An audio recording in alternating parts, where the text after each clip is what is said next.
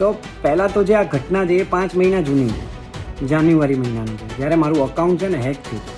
તો અગર હેક થઈ ગયું હોય, તમે તમારા ઇન્સ્ટાગ્રામમાં એવી રીતે કેમ લખી શકો કે મારું અકાઉન્ટ હેક થઈ ગયું છે? લાલો ફિલ્મમાં લાલોનું પાત્ર ભજવનાર એવા કરણ જોશી પર એક એક્ટ્રેસ દ્વારા ખૂબ જ ગંભીર આરોપ લગાવવામાં આવ્યો હતો. એ આરોપ હતો કે સોશિયલ મીડિયા ઉપર કરણ જોશી અભદ્ર માંગ કરે છે. હવે આખી ઘટનામાં જ્યારે આ વિડીયો સામે આવ્યો ત્યારે પણ જે એક્ટ્રેસ છે તેણે પોતાના વિડીયોમાં જ કહ્યું હતું કે બાદમાં કરણ જોશીએ એવું બચાવ કર્યો કે તેનું અકાઉન્ટ હેક થઈ ગયું છે. હવે આખી ઘટનામાં ફરી એકવાર એ એક્ટ્રેસનો વિડીયો સામે આવ્યો છે. જો કે આ એક્ટ્રેસે ફરી વિડીયો બનાવ્યો, તેના પહેલાં કરણ જોશીએ એક પ્રતિક્રિયા આપી હતી. તેમાં વિડીયો બનાવીને તેમણે આખી ઘટના જણાવી હતી અને એવું કહ્યું હતું કે મારું અકાઉન્ટ હેક થઈ ગયું હતું અને આવા મેસેજ ન ફક્ત આ એક્ટ્રેસને પરંતુ અન્ય લોકોને અને મારા મિત્રોને પણ ગયા હતા, જેમાં ઘણા પાસે તો પૈસાની માંગ પણ કરવામાં આવી હતી. હવે આખી ઘટનાને લઈને એક્ટ્રેસે જે કરણ જોશીની પ્રતિક્રિયા છે તેને નકારી દીધી છે અને કહ્યું છે કે આ ખોટી વાત છે. ફરી એકવાર વિડીયો બનાવીને એ જ આરોપ તેમણે લગાવ્યા છે. અહીં પહેલાં લાલો ફિલ્મના જે એક્ટર છે કરણ જોશી, તેમની પ્રતિક્રિયા જોઈએ અને બાદમાં ફરી એકવાર એક્ટ્રેસ લાલો ફિલ્મના એક્ટર એવા કરણ જોશી પર શું આરોપ લગાવી રહી છે તે જોઈએ. નમસ્કાર મિત્રો, હું કરણ જોશી. છેલ્લા 2 દિવસથી ઘણા બધા હિતેચ્છુઓના મને મેસેજીસ આવે છે કે ભાઈ, અમે જાણીએ છીએ તું સાચો છે અને અમે બધા જ તારી સાથે છીએ. એટલે જ હવે જે સાચી અને આખી વાત છે એ જ હું તમને કહી દઉં. તો પહેલાં તો જે આ ઘટના છે એ 5 મહિના જૂની છે, જાન્યુઆરી મહિનાની છે, જ્યારે મારું અકાઉન્ટ છે ને હેક થયું હતું. ત્યારે મારા અકાઉન્ટમાંથી ઘણા બધા લોકોને મેસેજીસ ગયા હતા, મારા મિત્રોને પણ ગયા હતા. કોઈની સાથે પૈસાની માંગણી થઈ હતી, કોઈની સાથે કામ રિલેટેડ વાતો થઈ હતી અને કોઈને અયોગ્ય મેસેજીસ થઈ ગયા હતા. હવે આ સંબંધિત બેનને પણ અયોગ્ય મેસેજીસ ગયા હતા અને એ દરમિયાન હું મારી ફિલ્મના પ્રમોશનમાં ખૂબ જ વ્યસ્ત હતો, બહુ જ બિઝી હતો. મારા અકાઉન્ટમાં શું એક્ટિવિટી થાય છે એનો મને કોઈ આઈડિયા જ નહોતો. પણ જે મિત્રોને મારા અકાઉન્ટમાંથી મેસેજીસ ગયા એ મિત્રોએ મને કહ્યું કે ભાઈ, તારામાંથી કેમ આવા મેસેજો આવે? ત્યારે મને ખબર પડી, એ લોકોએ મને ઇન્ફોર્મ કર્યું ત્યારે મને ખબર પડી કે મારું અકાઉન્ટ હેક થયું છે. અને મેં ત્યારે જ એ જ સમયે તાત્કાલિક ધોરણે મારા ઇન્સ્ટાગ્રામ પેજ ઉપર આ માહિતી જાહેરમાં શેર કરી કે ભાઈ, મારું અકાઉન્ટ હેક થયું છે. તો કોઈ પણ મેસેજીસ આવે, કોઈ પણ પૈસાની વાત હોય, કામ રિલેટેડ વાત હોય તો એ રિસ્પોન્ડ ના કરવો જ્યાં સુધી હું રિકવર ના કરું ત્યાં સુધી. હવે આ સંબંધિત બેને પણ સ્પષ્ટ રીતે કહી દીધું હતું ત્યારે કે આ જે મામલો થયો એમાં મારી કોઈ વ્યક્તિગત સંડોવણી હતી જ નહીં. આ જે થયું છે એ હેકિંગના કારણે જ થયું છે. ત્યારે જ બધી ચોખવટ થઈ ગઈ હતી, ક્લિયર કટ ત્યારે જ બધું થઈ ગયું હતું. પણ હવે એ 5 મહિના જૂની ઘટનાને ફરી જે અલગ અલગ રીતે રજૂ કરવામાં આવી રહી છે તો એ હકીકત નથી. સત્ય જે પહેલાં હતું સત્ય એ જ છે, સત્ય બદલાતું નથી ક્યારેય. અને મારું ખાલી કહેવું એટલું જ છે કે કોઈ પણ ઓપિનિયન બનાવતા પહેલાં હકીકત શું છે ને પહેલાં જાણી લો. ઇન્સ્ટાગ્રામને કાયદો સમજીને ફાયદો ઉઠાવવામાં આવતો હોય ને એવું બધું મને અત્યારે લાગી રહ્યું છે. આ ના થવું જોઈએ, આ ખોટું છે. અને દરેક સ્ત્રી સન્માનને પાત્ર છે, દરેક સ્ત્રીનો આદર કરવો એ આપણા બધાના સંસ્કારનો ભાગ છે. મને સાચું શું છે ને એના ઉપર વિશ્વાસ છે બસ. અને આ વિડીયો બનાવવાનો માત્ર હેતુ એટલો જ છે કે તમારા બધા સુધી સાચું પહોંચે. Thank you so much. જય દ્વારકાધીશ. નમસ્તે, જય શ્રી કૃષ્ણ. હું નેહલ વાડોલિયા. થોડા દિવસ પહેલા કરણ જોશીએ તમને એક સફાઈ આપી છે એક વિડીયો તરફથી, રાઈટ, કે હેકરે આવું કંઈ નથી થયું, જૂની વાત છે, હેકરે લખ્યું છે. તો હું અહીંયા આવી છું એનું જસ્ટિફિકેશન દેવા માટે, પુરાવા સાથે.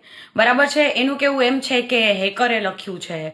તો હેકરે તો મારી ઘરે કેટલી બધી વાત પણ કરી એ વિડીયોમાં, બરાબર છે, ડિસઅપિયર મોડમાં એ પણ.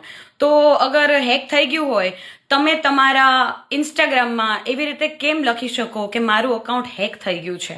હે ને, તરત જ તમારું અકાઉન્ટ પાછું એક્સેસ મળી ગયું, હેક થઈ ગયું છે, તો એના પુરાવા શું? અને તમે કીધું કે મેસેજીસ તમારા ફ્રેન્ડ લોકોને પહોંચ્યા છે, હે ને, પૈસાની માંગણી કરે છે કે કામની માંગણી કરે છે એવા મેસેજીસ પહોંચ્યા છે તો એવા બસ તમે સ્ક્રીનશોટ જાહેર જનતામાં જાહેર કરી દો, બરાબર છે. અને તમે મને એવું કીધું હતું કે તમારા ફ્રેન્ડે લખ્યા છે અને એ વસ્તુ ડિસઅપિયર મોડમાં વાત થઈ હતી આપણી. અને મેં પૂછ્યું કે જે વ્યક્તિ પોતાનો નંબર આપવામાં ગભરાય છે એ પોતાનો ફોન કેમ આપી દે કોઈ બીજા માણસને, તો કે મારા ફ્રેન્ડને મેં જ આપ્યો તો ફોન. અચ્છા, કોણે આપ્યો તો ફોન? મેં કીધું તારા ફ્રેન્ડને, તો કે મેં જ આપ્યો તો ફોન. ઓકે, તમે જોઈ લો, એના રિપ્લાય જોઈ લો, બરાબર છે. ડેટ સાથે તમે જોઈ લો, અહીંયા ડિસઅપિયર મોડ ને બધું થયું હતું અને મેં જ આપ્યો તો જોવા. ઓકે, પછી પણ ઘણી બધી વાત થઈ. એના કહેવા પ્રમાણે આ બધી વાત પણ હેકર જ કરી રહ્યો છે. અને આ માણસ મને, અમારી કોઈ દિવસ ડિસઅપિયર મોડમાં વાત જ નથી થઈ. પહેલી વાર એવા મેસેજ જ્યારે આવ્યા તો એ બધું ડિસઅપિયર મોડમાં હતું. અને આ માણસે મને બહુ વર્ષો પહેલાં, જલ્દી બતાવી દઉં તમને લોકોને, મને મેસેજ કર્યા હતા, જોઈ લો તમે, બરાબર. અત્યારે મને બેન કહીને સંબોધી રહ્યા છે, આ જોઈ લો. એણે મારી સિરીઝ જોઈ હતી, બરાબર. આ લાઈક મેં 2026માં કર્યું છે, એના મૂવી અને મેં સ્ટોરી મૂકી હતી ને પછી, બરાબર. એટલે એક કોમન ફ્રેન્ડને મેં ફોન કરીને વાત કરી કે આ વસ્તુ મને હજમ નથી થઈ, શું કરવું છે આમાં. પછી એ લોકોએ ટાઈમ લીધો સોરી બોલવા માટે અને 26 તારીખે ગ્રુપ કોલ કર્યો. જો મારા કહેવા પ્રમાણે મેં તમને કીધું, ગ્રુપ કોલ આવ્યો હતો આટલા લોકોનો. નંબર આમાં આવી જશે, એક જ મિનિટ બતાડું તોય. યા, આ બધી વસ્તુ મેં સરને કીધી હતી. સૌથી પહેલી વાર પોસ્ટ કર્યા પહેલા વિડીયો, તો એણે જવાબ ના આપ્યા. પોસ્ટ કરી દીધો, પછી એમના કોલ આવ્યા હતા. નંબર છે અહીંયા, એટલે હું આગળ ના બતાડી શકું, પણ એક જ મિનિટ. એમના કોલ આવ્યા હતા કે પ્લીઝ ડિલીટ કરી નાખું ફલાણું ઢીકણું, બરાબર. તો મેં અકાઉન્ટમાંથી પહેલી વાર ડિલીટ કર્યું કે હા સોરી બોલાવડાવશે ખબર નહીં ક્યારે.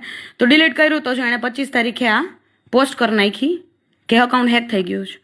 અને 27 તારીખે ગ્રુપ કોલ આવ્યો હતો, જોયું ને. જો મેં શું કીધું, આ બધા કારણે મારી તો છાપ ખોટી થાય ને. અને હું હાવ ભોળી ભૂત જેવી કે ત્યારે મેં સમજ્યું નહીં કે આમાં મારા જ પગમાં કુલ્હાડી મારી છે. હવે એણે સોરી કહી દીધું, પણ મારી બુદ્ધિ એટલી ના આવેલી કે બધી જગ્યાએ તો એવી છપાઈ ગયું ને કે અકાઉન્ટ હેક જ થયું છે. એટલે મારી તો ઇમેજ ડાઉન જ થઈ ગઈ. અને મારી ત્યારે નહોતી બુદ્ધિ ખુઈલી, કેમ કે ભાઈ સાહેબ બાપા સોરી ફલાણું ઢીકણું ભગવાનના સમ ને આવું બધું આપીને વાત દબાવી દીધી હતી, બરાબર છે. અને અત્યારે મને ખબર પડી કે no, it's something serious, I need to call it out. કારણ કે મારા ઓલરેડી કંઈક ખોટા ન્યૂઝ છાપાયેલા છે અને એ હું વાત પણ નથી કરી શકતી. સો પ્લીઝ ડિસાઇડ તમારે કરવાનું છે, સાચું શું ખોટું શું. કાલ સવારે તમારી દીકરી હારે કંઈક આવું થશે ત્યારે તમે શું કરશો એ તમે ડિસાઇડ કરજો. બાકી મને કાંઈ લેવા દેવા નહીં, મારે કોઈ ઇન્ડસ્ટ્રીમાં કાંઈ કામ નથી કરવું. તો પ્લીઝ કાંઈ પણ ખોટા ન્યૂઝ કે કાંઈ ફેલાવતા નહીં. અહીં તમે કરણ જોશીનો બચાવ જોયો અને બાદમાં ફરી એકવાર તેના બચાવનું ખંડન કરતા એક્ટ્રેસના આરોપ જોયા. હવે આખી ઘટના જોયા બાદ તમને શું લાગે છે, આમાંથી કોણ સાચું છે અને કોણ ખોટું છે? શું ખરેખર લાલો ફિલ્મના એક્ટર એવા કરણ જોશીએ આવી અભદ્ર માંગ કરી છે કે પછી આ ફેમસ થયા પછીની આખી વાત છે? પરંતુ જે પ્રમાણે એક્ટ્રેસ દાવો કરી રહી છે એ પ્રમાણે તેને પહેલાં જ પગલાં લેવા હતા, પરંતુ તે માફીની રાહ જોઈ રહી હતી. એક્ટરે માફી ન માંગી, પરંતુ એવો બચાવ કર્યો કે મારો તો અકાઉન્ટ હેક થઈ ગયું છે. હવે આખી ઘટનામાં આગળ શું નવા વળાંકો આવે છે? શું કરણ જોશી આ નવા આરોપો ઉપર કોઈ પ્રતિક્રિયા આપે છે કે કેમ? અને આખો જે મામલો છે કોઈ કાયદાકીય વળાંક લે છે કે કેમ, તે જોવું રહ્યું. આખો વિડીયો જોયા બાદ તમારા મંતવ્ય અમને કોમેન્ટ બોક્સમાં જરૂર જણાવજો. વિડીયો પસંદ આવ્યો હોય તો વિડીયોને લાઇક કરજો, શેર કરજો અને અમારી ચેનલને સબસ્ક્રાઇબ કરવાનું ભૂલશો નહીં. નમસ્કાર.